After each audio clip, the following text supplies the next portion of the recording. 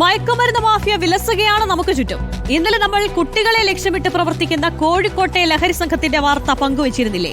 ഇന്നിപ്പോൾ കൊച്ചിയിലും നടന്നിരിക്കുന്നു വൻ ലഹരി വേട്ട.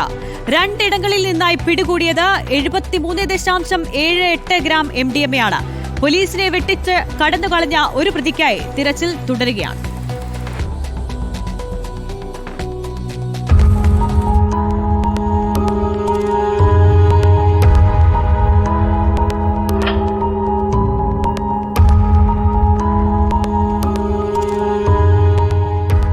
തൃക്കാക്കരയിൽ നടത്തിയ ലഹരിവേട്ടയിൽ പിടിയിലായത് 2 പ്രതികൾ. ആലപ്പുഴ സ്വദേശികളായ അഭിജിത്ത് കണ്ണനും അതുലും. ഇവരുടെ കയ്യിൽ നിന്ന് 13.72 ഗ്രാം MDMA പിടികൂടി. കേസിലെ മറ്റൊരു പ്രതിയായ ഫിറോസ് പോലീസിനെ വെട്ടിച്ച് കടന്നു കളഞ്ഞു. ഫിറോസിനായുള്ള തിരച്ചിൽ തുടരുകയാണ്. ഡാൻസാഫിന്റെ സഹായത്തോടെയാണ് തൃക്കാക്കര പോലീസ് പ്രതികളെ പിടികൂടിയത്. എറണാകുളം നോർത്ത് പോലീസിന്റെ പരിശോധനയിൽ തമ്മനത്ത് നിന്ന് പിടികൂടിയത് 70 ഗ്രാം MDMA. പിടിയിലായത് മലപ്പുറം പൊന്നാനി സ്വദേശി മുഹസിൻ. തമ്മനത്തെ വാടക വീട്ടിലായിരുന്നു മുഹസിൻ MDMA സൂക്ഷിച്ചിരുന്നത്. കൊച്ചി കേന്ദ്രീകരിച്ച് വിൽപ്പന നടത്താനെത്തിച്ച MDMA ആണ് പിടികൂടിയത്.